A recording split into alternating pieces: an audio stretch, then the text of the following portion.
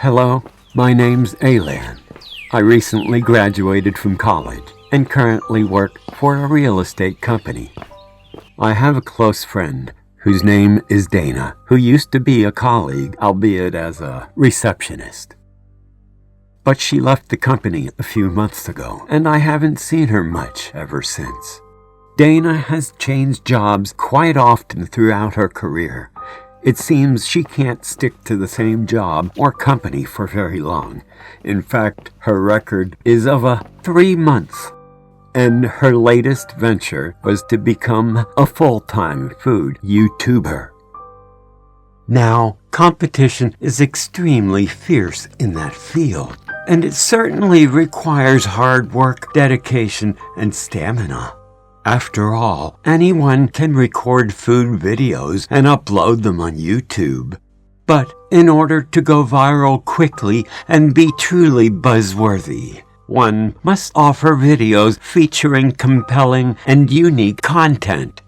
Fully aware of the likes and wants of the online community, Dana decided on a highly daring strategy to attract the attention of viewers. Quite a few detractors deemed Dana's channel to be too disturbing and revolting, but she insisted on eating what are considered to be horrific foods. These included snakes, giant centipedes, live eels, pig brains, fertilized duck eggs, various insects, and any unorthodox suggestion made by the audience in the comment threads. Dana's videos immediately attracted hundreds of thousands of viewers, while subscriptions to her channel skyrocketed. Dana became famous almost overnight. People everywhere presented her as the latest YouTube phenomenon, and quite a few television channels even featured her in their headlines. Fully committed to her new job and passion, Dana entirely separated herself from the outside world, including her friends and family. As such, I didn't see her very often anymore. All I can remember is the last time we met. She looked really distraught and drained. This had me worried. So, after that last encounter, I suggested quite a few times that we go out for dinner. But each time, she turned me down or canceled at the last minute.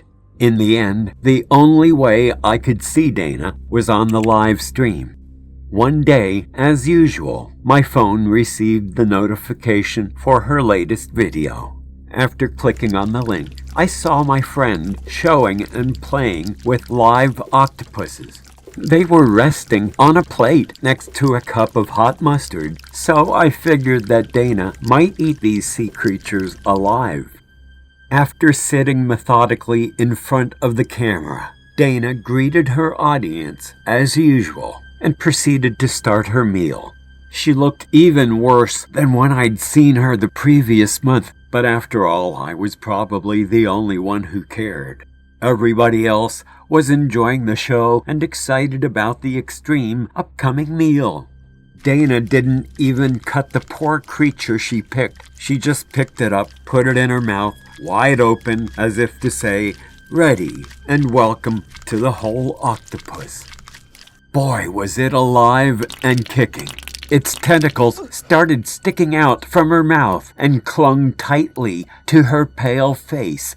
I couldn't help but wonder how Dana would remove them all in order to swallow the animal whole all at once. Everybody knows the dangers of the tentacles getting stuck in the nasopharynx, and anyone in that situation would look and feel extremely terrified. Everybody knows the dangers of the tentacles getting stuck in the nasopharynx, and anyone in that situation would look and feel extremely terrified. But after eating the second octopus, Dana's expression started changing. Something was wrong, and it looked like she was choking. She tried swallowing really hard, shook her head, turned her neck, but it was obvious that the situation was becoming more and more critical. At some point, she gripped her own neck tightly with her 2 hands and fell to the ground. Comments from the thread confirmed that certain viewers had also realized that she was choking, and many of them expressed their care and concern, but there were still quite a few trolls and evil comments. Fearing the worst, I contacted Dana's relatives, called an ambulance, and immediately rushed to my best friend's house. I knocked on her door like a mad woman. I ran to the living room where she shot her videos and found Dana slumped over on her chair unconscious while the camera was still filming the horrific scene. And there were still hundreds of thousands of viewers who didn't lift a finger while she was choking. Some were simply too shocked and horrified to react, but others would still make idiotic comments or even say that she was paying the price for selling her soul and her palate for easy money. Karma, in other words. Even more horrifying was the scene that the medical staff and I faced when we broke into the house. The living room was filled with rubbish and bugs, food boxes, and containers scattered on the floor and on the counter surfaces. It seems that she simply never threw anything away, and the stench came from the massive quantities of rotting matters. Everywhere you looked, you would see spoiled milk and eggs, moldy baked goods, and fermenting unknown foods. Cockroaches, flies, maggots, mice, ants, you name it. All these creatures were fully at home and thriving in this otherwise nightmarish playground. Basically, Dana merely cleaned up a tiny little area for her video shoots. The ER team immediately took Dana under their care, but unfortunately it was too late. She had suffered from severe respiratory failure and was now in a persistent vegetative state. Her family hasn't pulled the plug on her yet, and I pray every day that she gets better, but I fear that she'll never recover from this dreadful episode.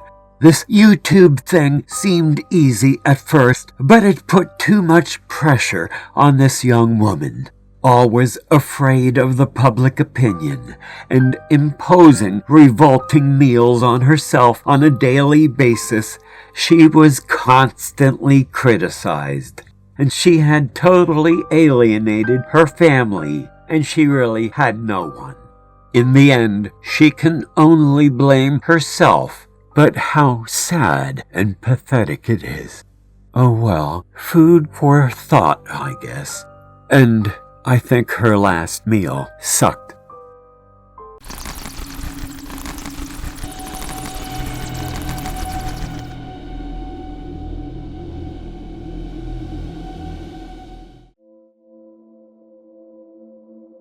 Hello, my name is Iris. I'm just an ordinary taxi driver in America. I got married last year, and this year we're talking about welcoming a little angel to our home. That's why I have to work twice as hard as I did before to give my family the best things possible. That day, after driving a guest from a farm to the outskirts of the city, I was about halfway home. I saw a woman in a red shirt holding a red umbrella and standing by the side of the road, waving at me. It looked like she was in a hurry. I pulled over and offered to give her a ride. The girl in red handed me a small piece of paper after getting into the car. It had the address and directions to where I needed to go. But the address was strange to me. Although I've been working as a taxi driver for more than 4 years, it was the first time I'd seen an address like this. Maybe it was located somewhere on the outskirts of the city. As I had expected, the navigation device told me it would take about an hour to arrive. Throughout the whole trip, that woman didn't say a single word. Everything she wanted to communicate to me was written down on papers. The atmosphere was getting colder, even though I had the air conditioner on to its minimum level. The windows were closed, but every few minutes I could feel a blast of cold air. It was spooky and made me shiver with the goosebumps. About 45 minutes into the ride, my navigation device suddenly said error. Then the woman in the red dress passed me another sheet of paper containing a small map on it and a caption saying that I needed to drive about 30 minutes more to arrive at her destination. Sometimes I glanced at her through the car mirror, but I accidentally made eye contact with her, and her eyes were staring right at me, as if she was staring at me the whole time. So I followed the instructions in the paper. I had to drive through a dark forest with the thought that we might arrive at our destination when we reached the end of the forest. But then I had to navigate a turn, and next to it was a signpost in two directions. It said turn left to enter town and turn right to go to the farm. Now the woman immediately raised her hand and made a sign for me to turn right, saying that this was a shortcut and that if we went this way, we would get there faster. We continued moving for another 15 minutes, and then she suddenly told me to stop the car. As soon as I got out of the car and opened the door for her, two freaky guys jumped out of the grove of trees as if they were about to attack me. They had guns. Two men, one short, one fat, both wearing a mask with the shape of a bird's head, looking creepy. However, right at the moment I turned on the car's engine, one of them broke the glass with a gun and then pointed the barrel at me. I was never so afraid. With my eyes closed, I hit the accelerator pedal, jammed it to the floor as hard as I could. The other man immediately opened fire, but fortunately the bullet was going the wrong way. Seeing their prey run away, they kept honking and shooting while chasing after us for a little while longer and then stopped. After I regained my composure, I immediately called the police and reported the accident. I was hoping to find a bar or some place to rest while waiting for the police to arrive. But the scary things didn't stop there. I must have been running about 30 minutes when I recognized that old sign by an abandoned gas station. Somehow I must have been running in circles. But even more frightening, the woman with the red umbrella was still standing on the side of the road, waving at me. I immediately looked back, and she disappeared. I sighed a breath of relief. But then I looked up to find out that she had already navigated her way to the front of my car. Like a reflex action, I immediately steered the car and crashed it into a tree. I was very startled and didn't know what to think, but it was certainly scary. After that, I didn't remember anything. I just knew that the police had arrived just in time to take me and my car to the garage. But one thing amazed me. The police had arrested two suspects in this area who'd been living off the land growing corn and right below the sewer where I parked my car, and was robbed by bandits. The police had found the body of a young girl, and after investigating, they were able to identify that girl as Lisa. She'd gone missing, lost in this area, about a month ago. Her car died on the road, and it was raining so heavily. She brought an umbrella with her and walked for a long distance. But it was so unfortunate of her to meet these two bastards. The story of the girl with the red umbrella has haunted me for a long time. Whenever I'm on the street and see a girl waving at me, I get that sudden feeling of fear and dread. I just can't stop thinking, was this a ghost, an apparition of some kind? And I don't think I'll be taking any late night questionable customers ever again.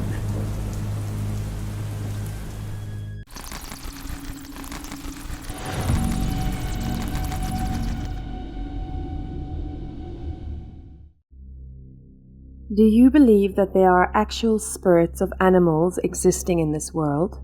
Let me tell you a spooky and bizarre story. My house was near the neighborhood's parking lot. One day, I heard a chilling, creepy cat growl in front of my house. I turned on the security camera to check it out and discovered something extremely eerie. I also did not expect the video to become the topic of discussion in the whole neighborhood. It even went viral on the internet.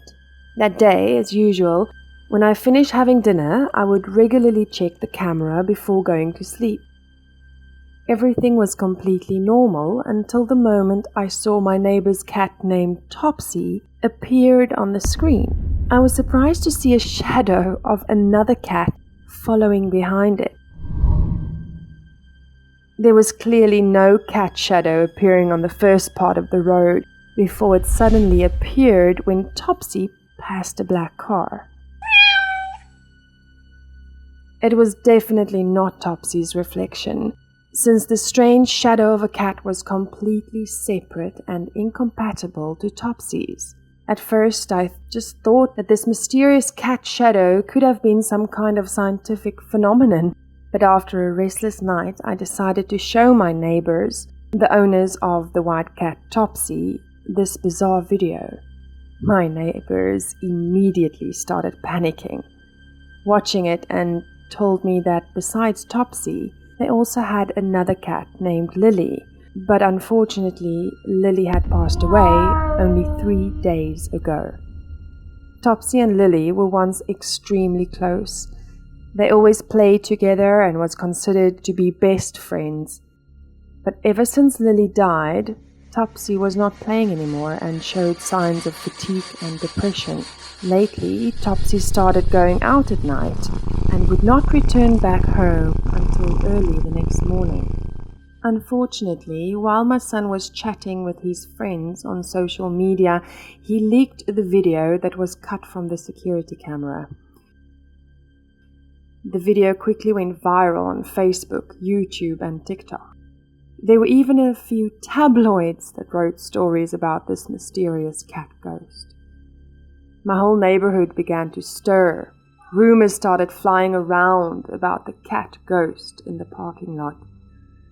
It did not only become a hot topic of discussion in my neighborhood, the mysterious video also received a lot of mixed comments from internet users coming from all over the world. Some people did not fall for this story of a ghost cat existing in real life, saying it was just a visual effect or a strange coincidence. However, some believed that it was completely possible to happen in real life. One internet user said that all creatures had a soul and thus believed that it was Lily's that had passed away. My neighbors were freaking out, so they went to their backyard garden to pray where they had buried Lily. They discovered that something strange had happened there at the small area of land where they had buried Lily. A part of the ground was opened up. They decided to dig a little deeper and got filled with fear when Lily's body was nowhere to be found. At that moment, unbeknownst to them, their daughter was standing behind them watching all of this. Seeing her parents turn around, looking at her, she ran up to her room as if she was trying to hide something. The couple noticed their child's strange behavior and followed her to her bedroom. But the daughter ran inside and quickly locked the door. No matter what the couple said to her, the little girl refused to open the door. With no other choice, her mother ran downstairs to find the key. When they opened the door, the little girl started screaming fearfully, crying and begging her parents to leave the room as she was curled up in a corner, holding a dirty cloth wrapped up in her hands. It took the neighbor and his wife over an hour to calm their daughter. As soon as she was calm and more relaxed, her mother approached and hugged her tight, comforting her daughter. The father carefully took the dirty cloth that was wrapped up from his daughter, foul smell filling the room. He was shocked when he saw that inside the cloth was the decomposing corpse of Lily, the dead cat. It turned out that the little girl was so upset by the death of her beloved cat, she secretly dug up the body of Lily and hid it in her room. Her parents did not know any of this and admitted that they were too occupied and careless to pay attention to their daughter's feelings, which led her to act like that. Father quickly buried the cat in another corner of the garden and prayed for Lily. The video of the ghost cat is still circulating the web and being talked about. No definite conclusion has been made, however, I believe there are many strange things existing in our world that cannot be explained by science. Hi, my name is Alex, and my story is about something that might cause you just as much fear as it did to me. This happened around 2006. I had a bunch of assignments to finish during the Christmas holidays, so I decided to finish them early so I can enjoy some time with my family. My parents, along with my younger brother and sister, were going to a Christmas concert.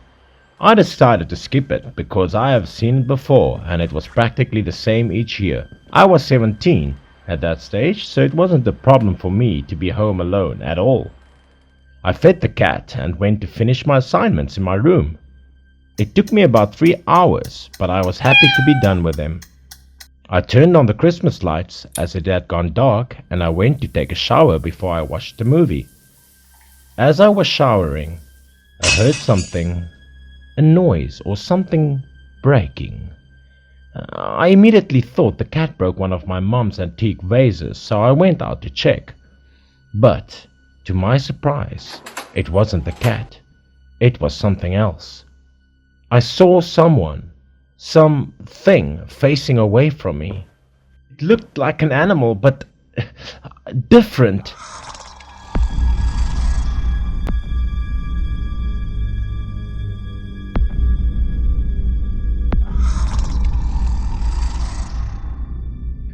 I was beyond terrified and ran to the first room I saw and locked the door. The carpet was so thick, so luckily it didn't hear me run.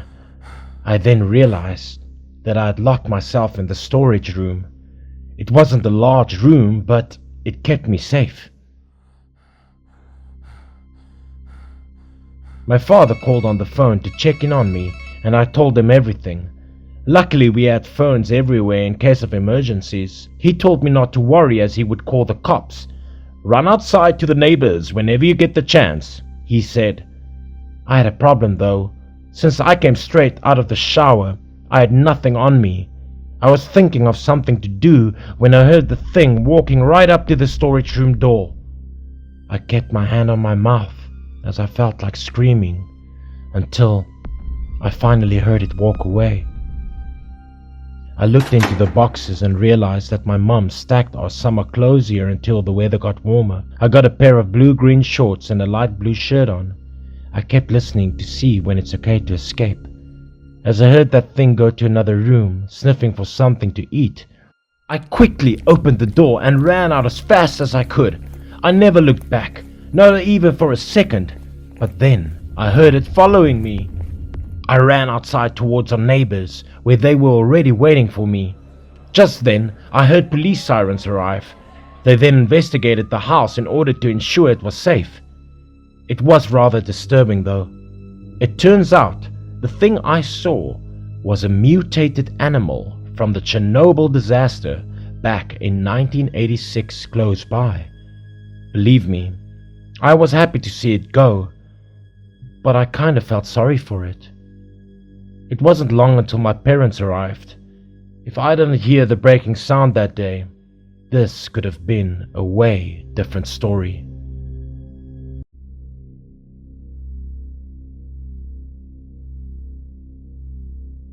I live in a village which lies by a small river in Scotland. Annually, a horse race is organized in the village, and those who meet a certain age requirement can participate in the competition. And the race has become a part of our tradition through the years. I had to remain patient until I was 18 years old in order to be a participant.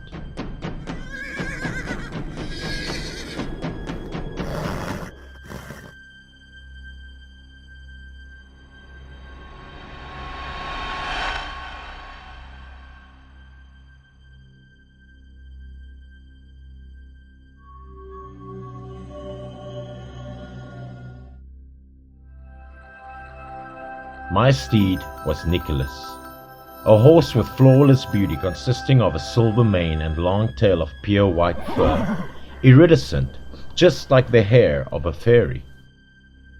But more importantly, he was the horse that I've raised since the age of 10.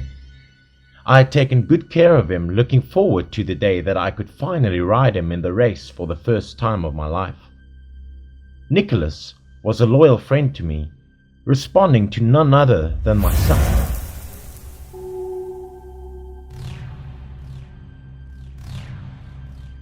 It was on that day, race day, when I came to Nicholas, stroked his fur as I whispered in his ear, "We definitely have to win, Nick.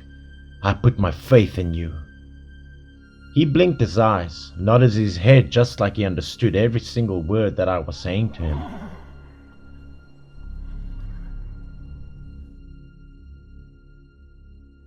I quickly took Nicholas to the racetrack. Together with me were another 20 young riders my age attending the race. This race, to us, was not just a race, but also a mark of maturity for myself and my competitors. The winner of the race stood a chance of becoming the deputy mayor of the village.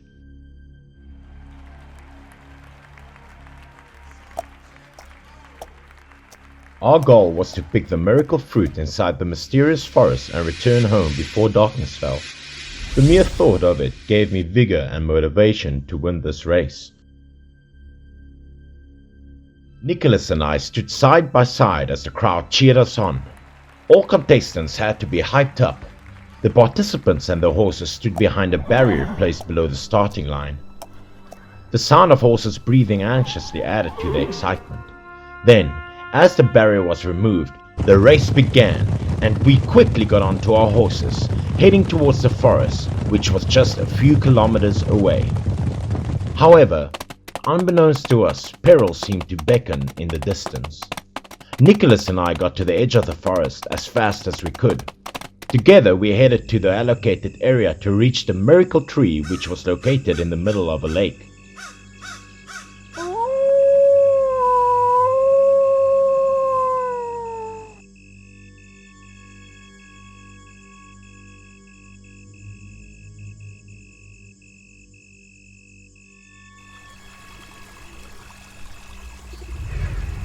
It was a large, deep lake surrounded by dense forest. In order to get to the middle of the lake, a ferry had to be taken, of which there was only one.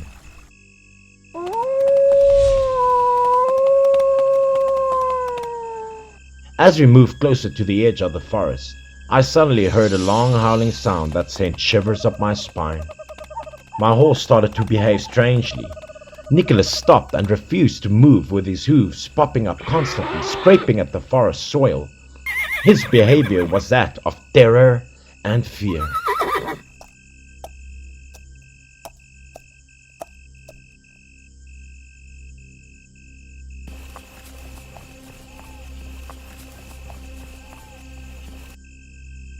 Seeing me standing like that, one of my rivals, who was on his way to the lake, laughed mockingly. His name was Mark, and he said, "Hey loser, are you scared now or what?" Having said that, Mark continued to laugh and made his way deeper into the forest. I quickly urged Nicholas to move and chase him down because I refused to give up in the middle of the race. Nicholas looked uncontrollable and uncomfortable, but after a while he continued to advance. I followed Mark into the forest. Mark suddenly stopped.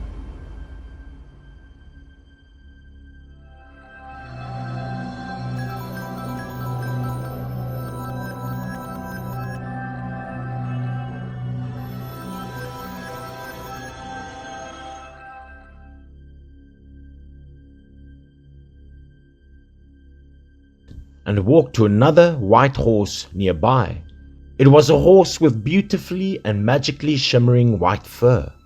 Except for Nicholas, it was the most beautiful horse I had ever seen.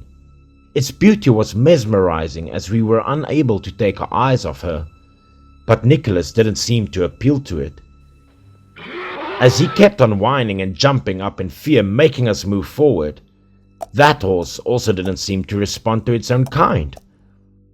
At first, he howled in excitement as he found himself a beautiful white horse with such great strength. This horse outran myself and Nicholas, Mark still arrogantly laughing at me as they passed us. But soon his laughter turned to fear as he realized that there was something strange about the horse he rode. He wasn't able to control her and kept yelling at the horse to slow down.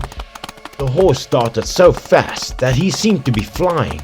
Mark turned his head back and shouted, "Please help me! I can't slow down!"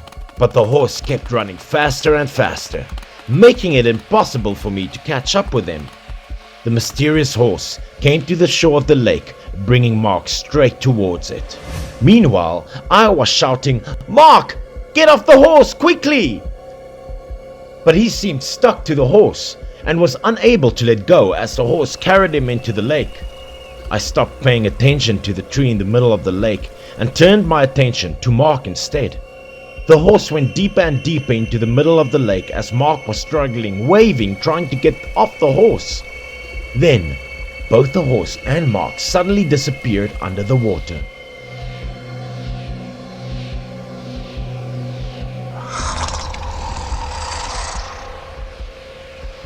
A moment later, the horse emerged with a horrible, scary appearance, sharp teeth, black eyes filled with hatred. She wasn't a beautiful white horse anymore. Both her mane and skin turned dark. Her body was covered with algae and green moss in patches, looking extremely disgusting. It was like a corpse of a dead horse that had been laying in the lake for far too long. As the mare rose up, exposing her sharp teeth from the water, she made a horrifying sound. Suddenly, underneath the surface of the lake, it seemed like a giant creature whipped up its tail, creating massive waves.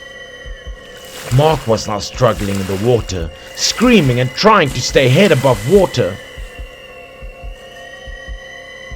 I immediately got off my horse and went straight to the edge of the lake in order to help Mark.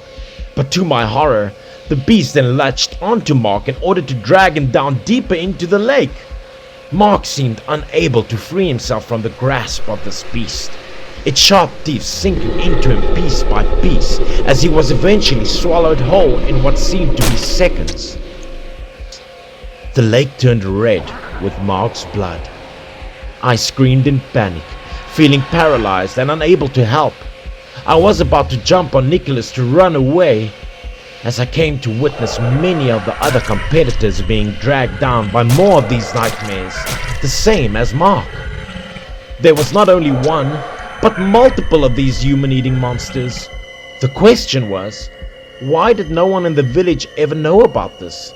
Under all the fear, I sensed confusion. I recalled hearing about the strange disappearance of people some time ago. They all apparently died at the hands of monsters called kelpies, but there never seemed to be any evidence of this. I soon realized that this might be the reason for all the disappearances. The kelpies seemed to turn into white horses to attract riders, which they then drowned and devoured. It was a terrifying revelation to digest. The 3 participants who witnessed this event ran away in fear. Finally, all who were left on the scene was myself and Nick, the mayor's son, who was standing beside me observing everything. He looked at me arrogantly, saying, "You should be dead too, loser." He smirked and looked at me as I was about to escape the area. Needless to say, I no longer cared about the purpose of this horse race anymore. The rest of the participants were all dead. Nick then approached me, tightly gripped me by the collar and dragged me to the shore, intending to throw me to the beasts. He punched and pushed me into the water. Filled with anger, I asked him, "Knew about this? Huh? Did you know that this was going to happen? I bet you did."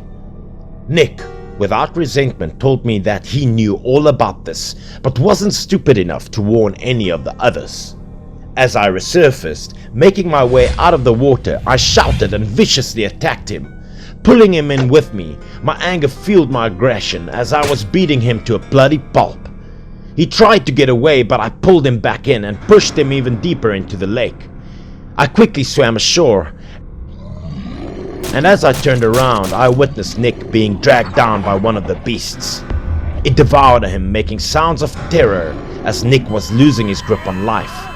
By now, the whole lake was stained in red blood, spreading all over its surface. I quickly got onto my horse and rushed back towards the village. There were just a few survivors left. Everyone looking at us with surprise and excitement, yet being totally unaware of what had just happened.